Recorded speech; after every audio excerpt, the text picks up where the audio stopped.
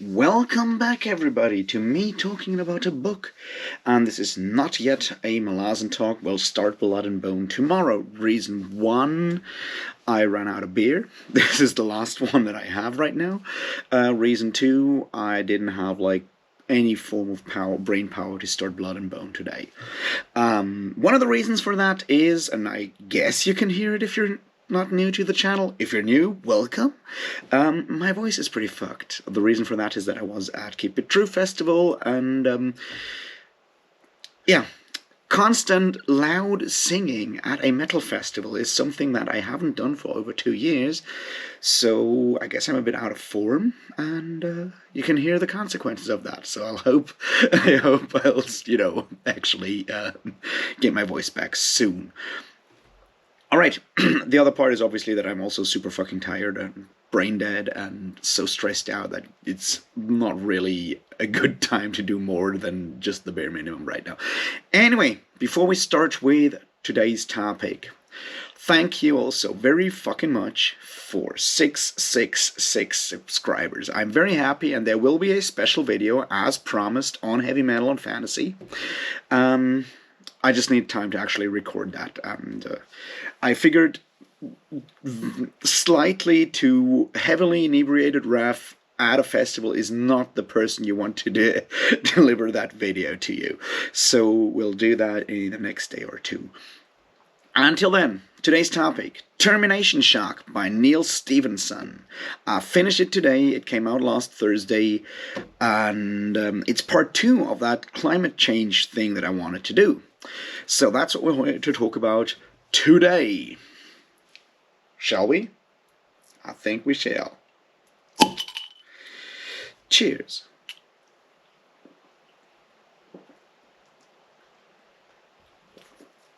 All right.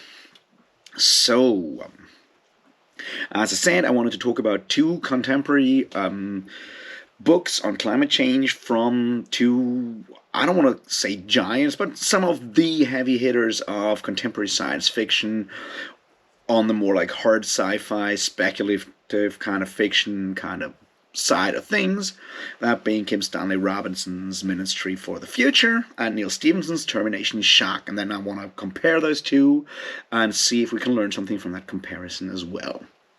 Talked about Ministry for the Future last week. I'll link the video down below if I don't forget. Maybe some of you have already watched it. If so, thank you very, very much. And today, it's time to talk about Termination Shock, and then in the next couple of days, I'll do a broader, what have we learned from this kind of video.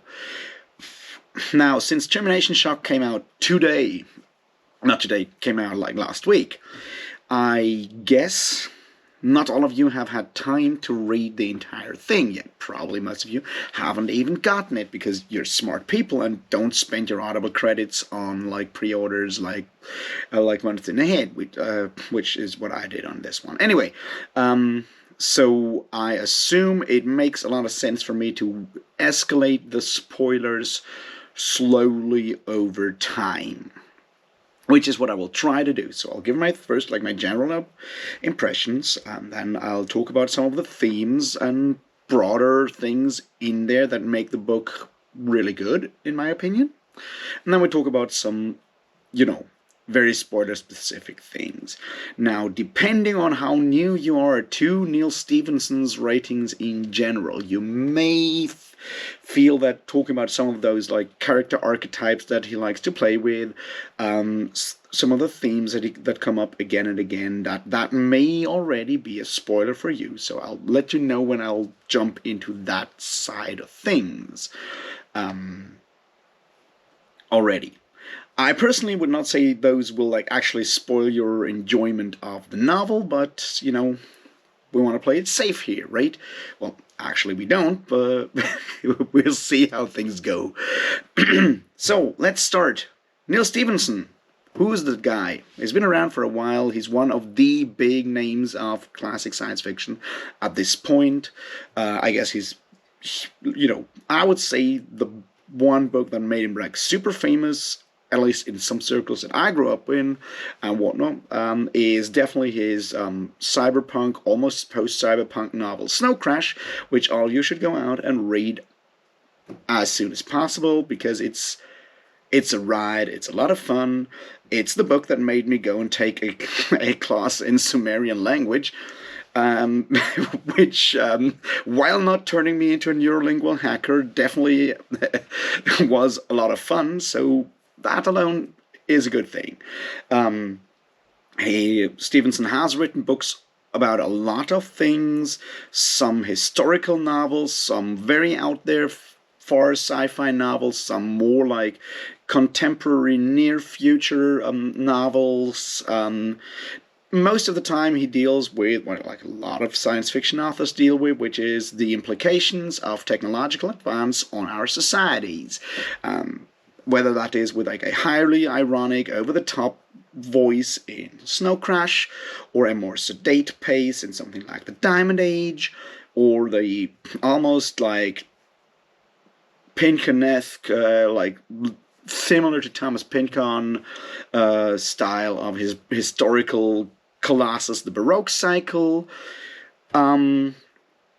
It's always highly entertaining and also filled with a lot of like nuggets of actual knowledge that are well researched, which, you know, doesn't hurt either.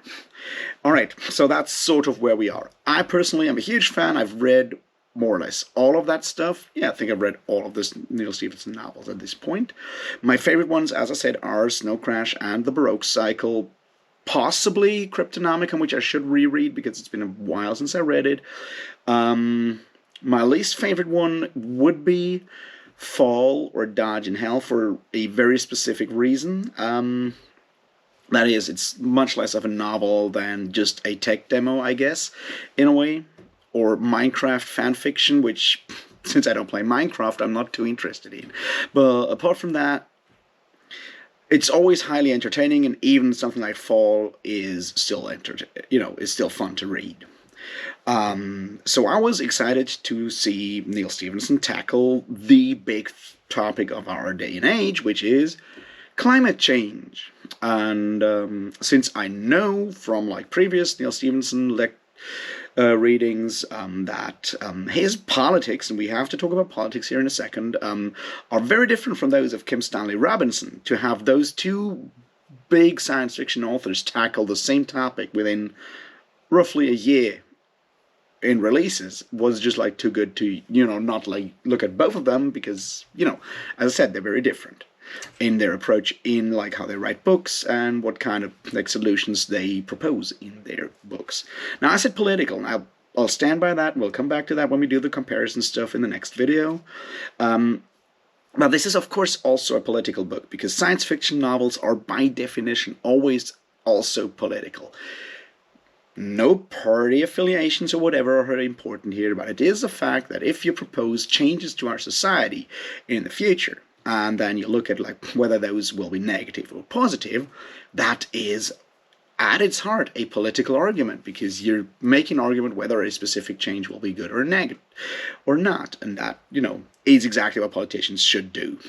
So there is obviously politics in here. I personally disagree with a lot of the politics of Neal Stephenson. I still think Termination Shock is a highly entertaining novel, and that's what I'm trying to talk about here. The next part is Neal Stephenson has always said, and there's like an essay, if I find it, if I can be bothered to find it again, I can link it below, I hope, where he spoke about the need for positive science fiction, which is something he has been writing of late, because a lot of science fiction in our time, like the last, couple of decades, was rather negative, rather dystopian, talking about how our society is going downhill.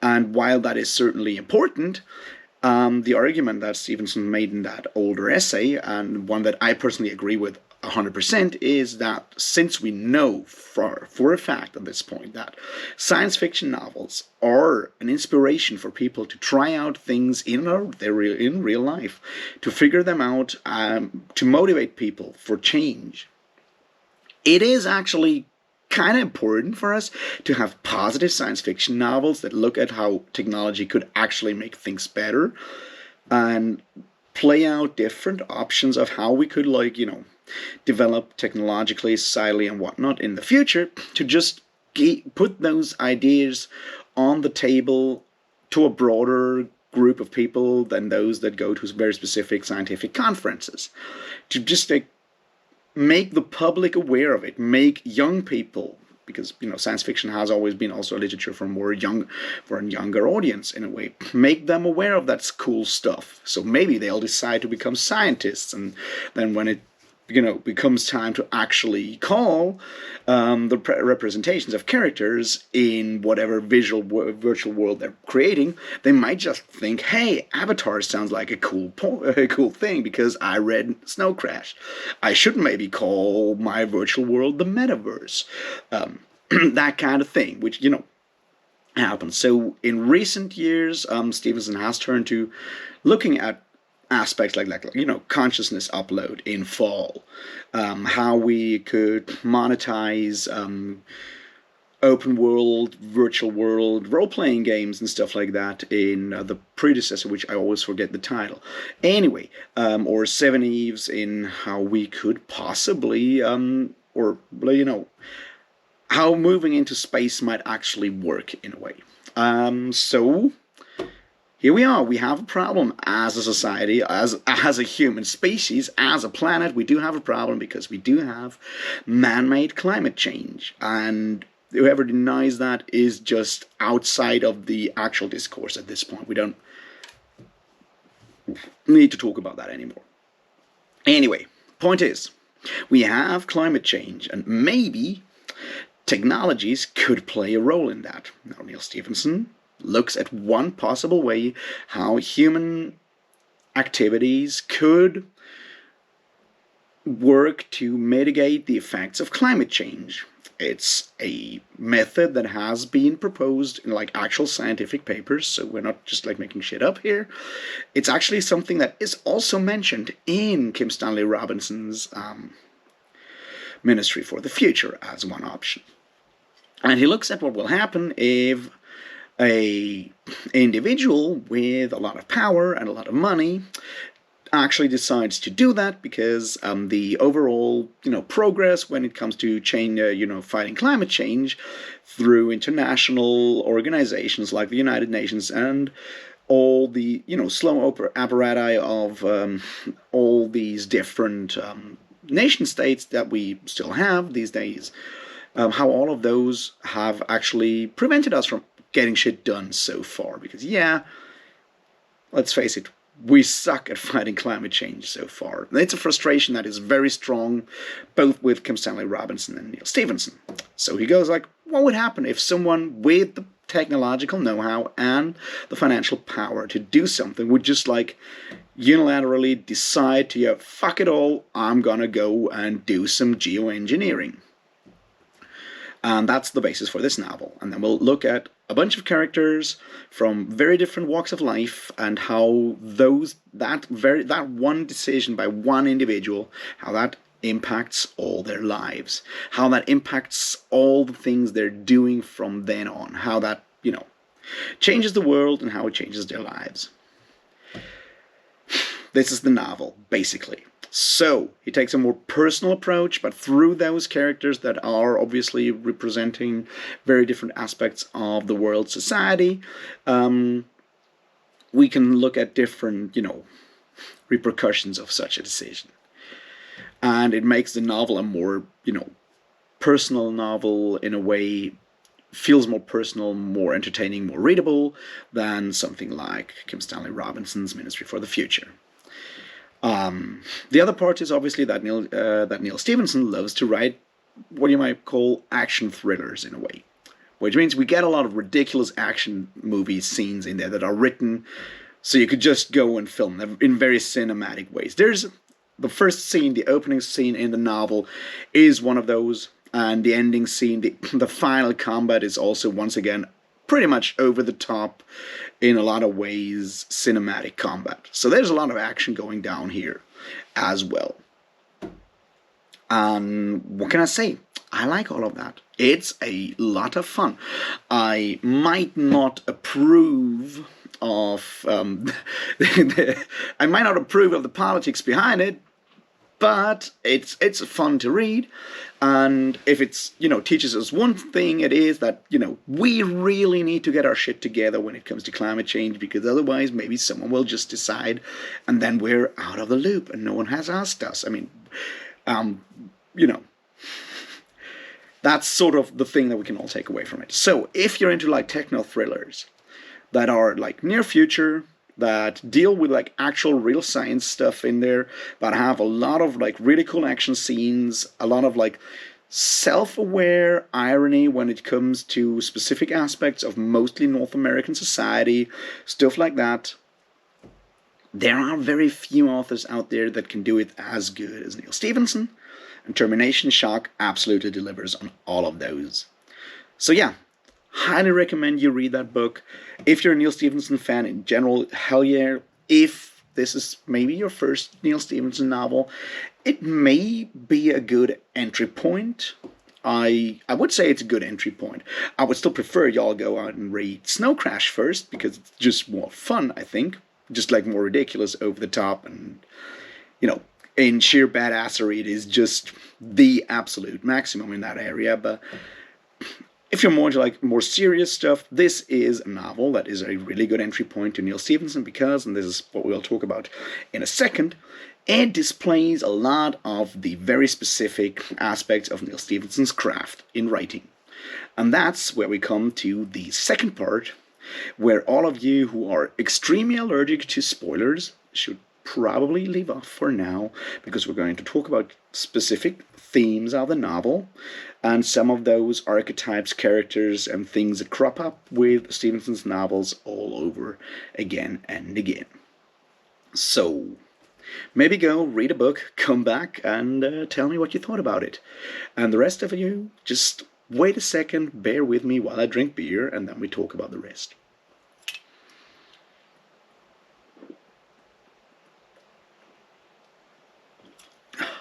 All right. Themes. Well, I already said it, there's a lot of like archetypes and stuff, plot lines that feel very Neal Stephenson. So if you've read a bunch of his novels, you kind of know what to expect. One thing that you obviously get here is extremely well-researched details about odd bits and pieces of our existence, our reality right now, that you didn't think about before, that will look ridiculous on first reading, and then when you go and actually research, you realize, oh shit, it's actually kind of true, and only maybe slightly exaggerated. It is something that we have always had with Neal Stephenson's books, whatever it is, those like small excursions into something ridiculously complex and weird. There is that very special level of self-awareness there when, in this novel, Stephenson goes and quotes and refers a lot to Moby Dick.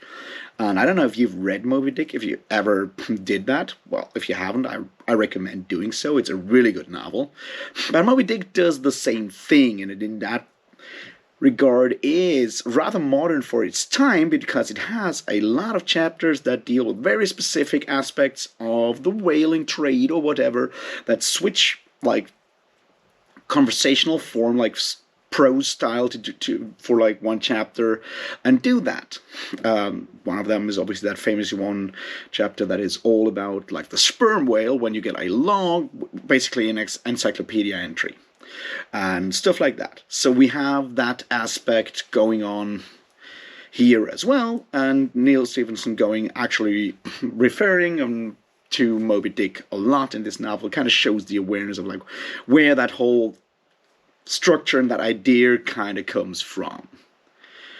So there's that bit. Aspects of that here are obviously one character's obsession with feral hogs, boars, and feral pigs in general, as a agricultural pest, and actually pretty fucking dangerous animals. Like, I don't know, we in Europe know that. I guess y'all in the US also have heard about how boars are evil and actually pretty fucking deadly. I mean, it's like the number of people killed by wild boars or other forms of wild pigs is pretty fucking high. So having that whole like pig hunting stuff going on, and one character diving deep into that kind of obsession, is a typical Neal Stephenson thing to do. A similar thing is obviously martial arts. Neal Stephenson is a fan of martial arts. We knew that for a long time.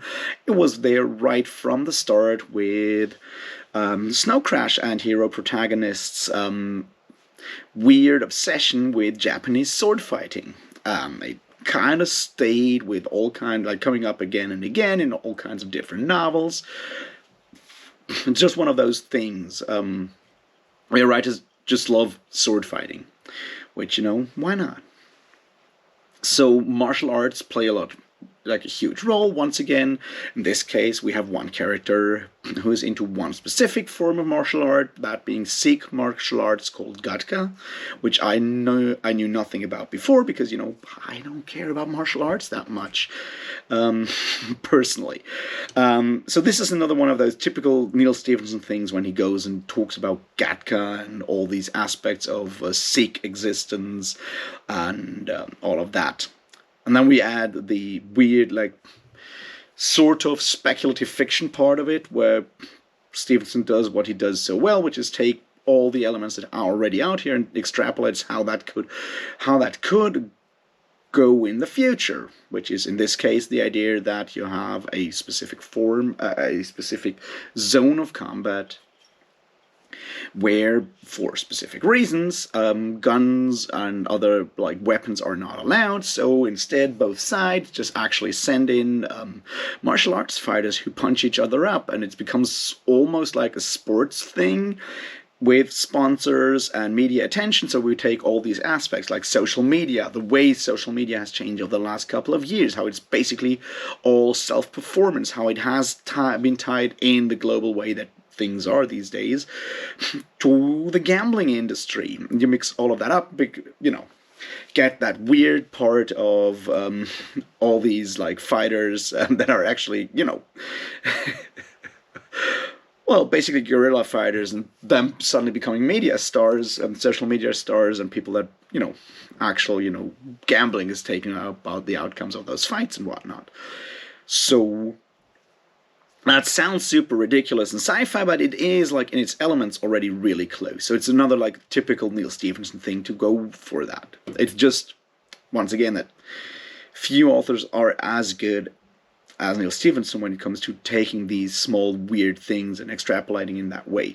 William Gibson is someone who does it, but usually Gibson goes into a very, very different direction with his the way he extrapolates these kind of things. Stevenson always goes to the high adrenaline, flashy, slightly over the top action route with it, which is something I personally appreciate, and yeah, makes for really interesting and fast-paced novels. So we have that aspect here as well. Another aspect of the novel that is very much something that we have seen with Neal Stephenson forever and ever and ever, another one of those things that I personally appreciate, is its global view of things. Now, obviously, we live in an age of globalization. We have a lot of bad history because of that, because you can't just ignore colonialism and all the fucked up things we've done as people from the West. But that's not exactly what this is about, although obviously colonial history and post-colonial history plays a role in this specific story. When we're talking about New Guinea and Papua, which is one of the locations that we're talking about here. But the main thing that we have always seen in Neal Stephenson novels is that the idea that we as a species, as humans, have always roamed farther afield than you might think, whether it's voluntarily or not. And because this is a global society, a lot of his characters have always been of very mixed cultural backgrounds, whether it is your half Afro-American, half Korean hero protagonist, or your, what's her name, Zula in those two Dodge novels, who is an American adopted from a refugee camp from Africa, with all kinds of combinations. This continues here today with three Czech characters once again being very much not your stereotypical, racially stereotypical, ethnically stereotypical characters from a specific country, which once again makes a lot of sense, because the idea of like any kind of ethnic purity or whatever, it has always been an illusion. It has literally always been an illusion, and it seems to be something that Neal Stephenson is highly attached to bring that forward. Like, literally, we have a Sikh living, like a Canadian Sikh. We have a half Chinese, half American, half Dutch, like Old Dutch, but Indonesian Dutch character. We have whatever mix of Afro-American, white, Comanche, whatever thing Rufus is. We have a lot of these characters in this novel. And that's good, because that's the global reality we're living already. We've been living that for a long time, which is something that stuff like the Baroque cycle, which also has these elements in it, kind of shows us. It's just something that has been around with Neal Stephenson novels for a long time. It just maybe is a bit more direct here, I guess. I don't know. Just saying. So that's another Neal Stephenson thing that may be familiar for people that have read more of his stuff before. All right, what else should we are those kind of themes?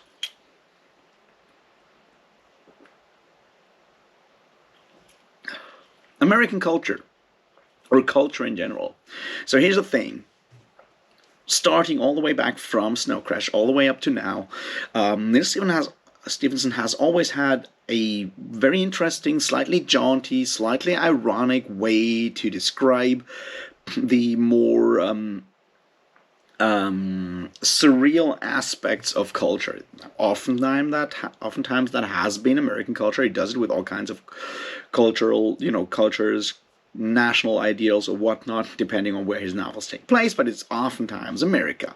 Looking at, the questions like what is the very specific American identity, no matter what actual, ethnic background you have. It's like, what makes people American? And that question is obviously once again hovering over this novel in a lot of ways, with any of those characters that are running around in America. It's like, it cannot be your genetic or whatever makeup. It has to be something more on the meme level, on the cultural level, I guess, and how that kind of works. So that's not obviously a theme that we have seen crop up again and again. It crops up in Cryptonomicon, it crops up in Fall, it crops up in all over the place. One aspect of that we have always, that Neal Stephenson has always been fond of, is the slightly anarchic, over-the-top aspect of American society. It has taken a darker turn in his recent novels, and it's certainly a dark turn here as well when it comes to the fact that apparently the United States in roughly 10 years' time will not be a very good place indeed. Why this is the case is something that we don't hear much about. It's just mentioned. So, good on you there, Neal, because you didn't go the whole full-on Dan Simmons flashback route with making really stupid political predictions.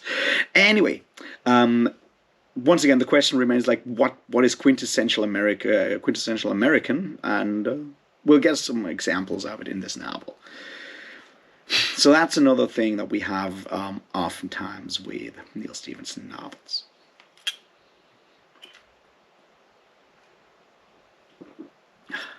All right, what else is in this book that we have? Okay. Obviously, the idea that specific technologies can solve specific problems is something that we have seen before.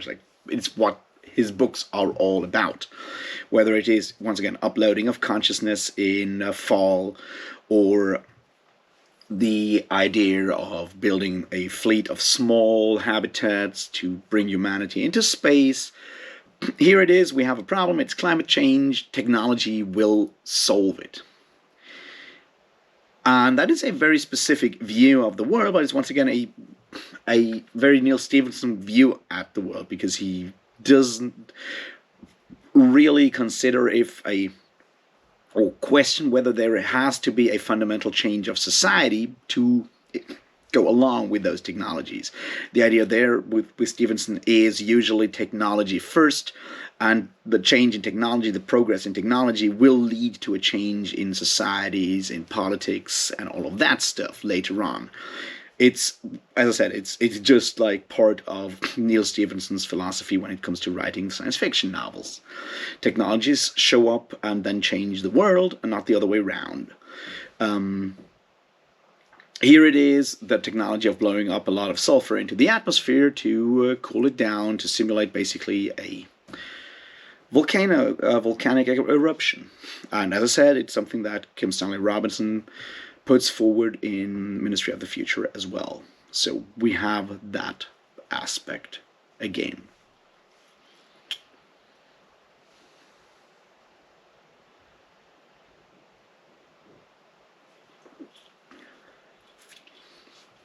There is obviously a general, slight disdain with the whole the way democratic societies function nowadays, the slowness of general societal change, I guess, is something that has also always been part of Neal Stephenson's type of writings. Like the quintessential Neal Stephenson character, at least one of them, is usually basically Elon Musk, but not as insane, with actually good intentions for the entire species, sort of.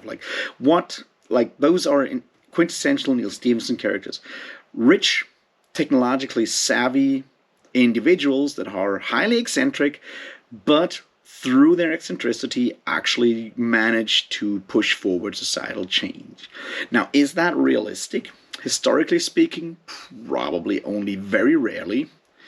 But they certainly make for good characters, because they're it's one character. It's easier to write a story about one slightly eccentric individual. They make for good characters in books. So apart from whether I believe that that is a viable mode for societal change, which we might talk about in that third video, they certainly make for good reading.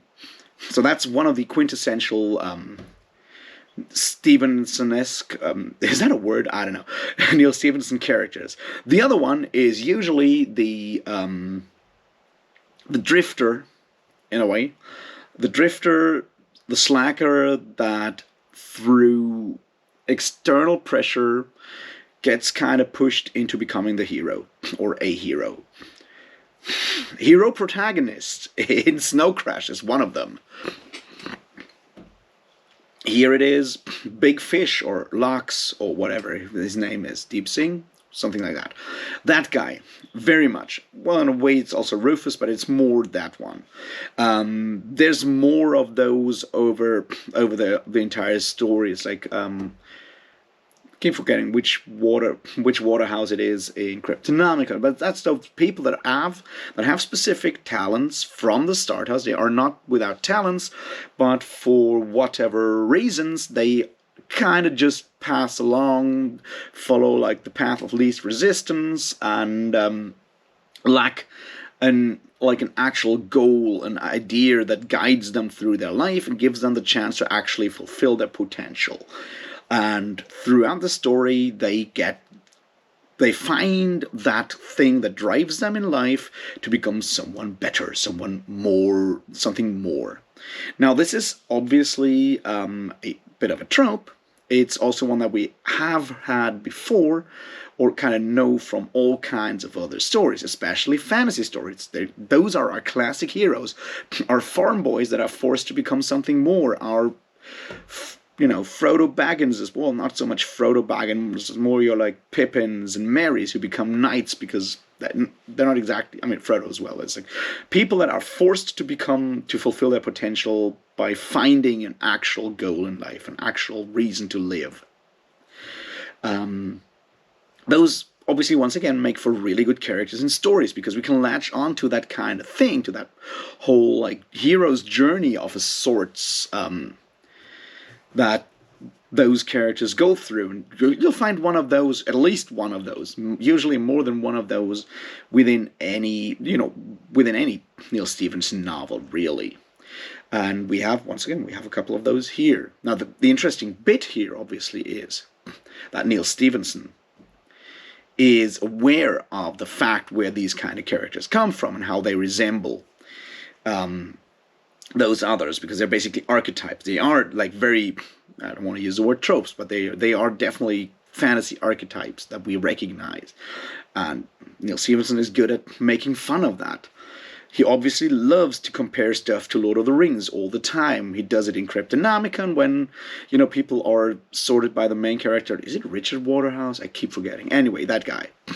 The main nerd guy from Cryptonomicon, right? He goes and divides the world into fantasy races in his mind to explain different character traits.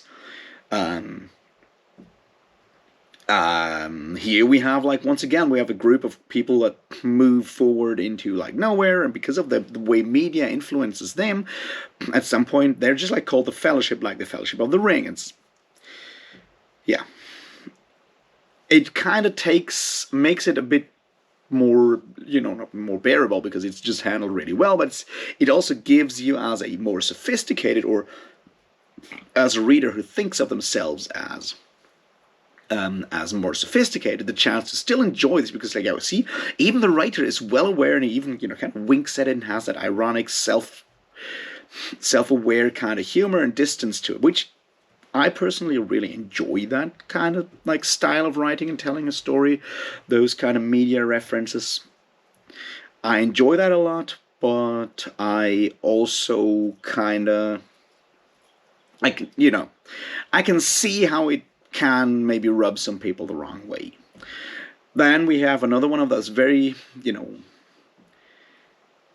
we have the typical Neal Stephenson female character, which is usually we have a lot of female characters here, that's not the point, but the Neal Stephenson female character is usually a very strong-willed, and usually also, a woman in power, in a way.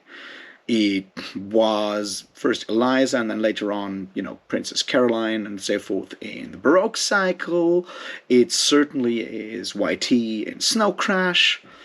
I guess it is Sula in the Dodge series. It's it's once again a type of character that we have had often in Neal Stephenson novels, and there's nothing wrong with that. This time around, it's the Queen of the Netherlands, because Neal Stephenson has had a fascination with the Netherlands for a long time. Once again, they play quite a bit of a role in the Baroque cycle. And they play a huge role now because with climate change and rising sea levels, or the ocean kind of rising higher and higher, there will certainly be one of the places that will be impacted by that. And so it makes sense to actually also set it in the Netherlands. Now, once again, the idea of looking at all kinds of national characteristics, cliches and whatnot, societal cliches, identities, is something that Neal Stephenson has always done. The slightly pithy, ironic way he does it from time to time may rub some people the wrong way, but I personally enjoy it because it never really comes across as cruel or anything like that. And it's from their eastern neighbors kind of view, it looks like he's getting the Dutch whole idea, and how Dutch society and the Dutch society works. He kind of gets it really well. So there's certainly that. So let's have a few final looks at this, and then we'll probably be done with it, I guess.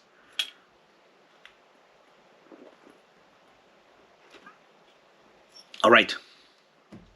Sense of Time. Sense of Time is really interesting with this novel because it is brand new. As I said, it was released last Thursday. It was obviously also written during the last 2 years.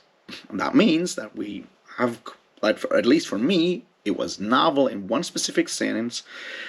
It actually mentions COVID-19 and the pandemic. It also mentions two further COVID pandemics with different, strains of the virus and so forth. But to read a book while I'm still in the COVID-19 pandemic and read about it as a past event in a science fiction novel just felt really weird and surreal. So yeah, but here we are. And the way Neal Stephenson deals with it is actually really interesting, because the pandemic in general is not a huge component of the novel. It's not part of the story. It's not about climate change per se. But in those situations where, social interactions play a role and so forth, it kind of shows, because you have people actually wearing masks from time to time. You have people using phone apps, smartphone apps, to establish their personal current vaccination and risk status, to work out whether it is safe to hang out with someone else without a mask, with super social distance or whatever. You can just find out, and the fact that, we will have phone apps like that, over short or long. So having that always in the background, unobtrusively in a way, was just really interesting to read to me, because it's another thing that we as a society will need to think about more in the next coming years, because because that shit ain't going away anymore, right? We will keep COVID-19 around forever. It's becoming endemic maybe, but it will not vanish from the planet. So we will have to figure out ways to live with mutating viruses in the future. And Neal Stephenson just incorporates it into his world without making a big fuss out of it. So that was a very interesting experience of reading about it that way, is, I guess, what I wanted to take away from this. The other bit that was also weird is which shows how up to date this novel is it mentions the attempted insurrection and storm on the Capitol on 6th of January in a throwaway phrase that doesn't have to, doesn't do a lot about it. It's just but it gets mentioned. It's holy shit, this is it makes the book feel more authentic. It is that dreaded word of verisimilitude is really high on this one, because yeah, it's not been that long since I read about it in the news. Another thing, obviously, is how, drones are ubiquitous. Everyone is basically just Googling everything, because that's how we as a society have changed over time. It's that's how we get knowledge these days, right? We have smartphones.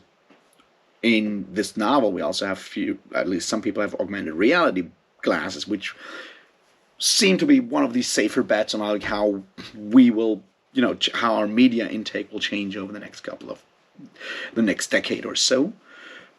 Well, that means, because information is always available everywhere, we will focus our brain powers now, general time and power, not so much on learning a shit ton of facts, because they are always available. We'll focus on other things, like learning how to find facts, maybe, and stuff like that, which then obviously raises the question, what do we do in those situations where we're once again forced to actually remember facts and can't use the internet because it is taken away from us, which is a question that is certainly raised in this novel. But also, once again, it's more one of the side things that happen on the side there. All right. I think we've covered most of the things there. As I said, it was highly enjoyable. In a few places, it felt almost too comfortable as a Neal Stephenson novel, but that's probably because I've read all of the others as well. So I'm oh, this character will probably go in this direction because I've seen it happen before. But once again, it's just because something is not completely new and innovative, if it is done well, that is its own reward, because you don't want to you want to see a trick well done. That's the point. It's a trick. And that's the same with Neal Stephenson's novels, right? He basically sets up a problem, technology will solve it, but people get in the way, and then we get a big shootout near the end. Here we also get a big plane crash at the beginning, so there's framed the whole thing rather neatly. Do I think it's a realistic, answer to the question how we as a society should deal with climate change? No, I don't think so. Is that one aspect? Yes, probably. But the question, or like the message of this novel, is not so much how can we solve climate change, but it's more one. The message is more like we should get off our arses and start dealing with climate change, unless someone decides to do something about it without asking the rest of us. And I think that's a good message to talk about. So, if you made it this far, thank you for watching. Like, subscribe, do the good things. Let me know what you thought about the novel if you've read it. I hope you have. Even if you haven't, let me know what you think about, I don't know, whatever. Once again, thank you so much. I'll be back with some other stuff tomorrow, I hope, if I still have some sanity left. Until then, cheers.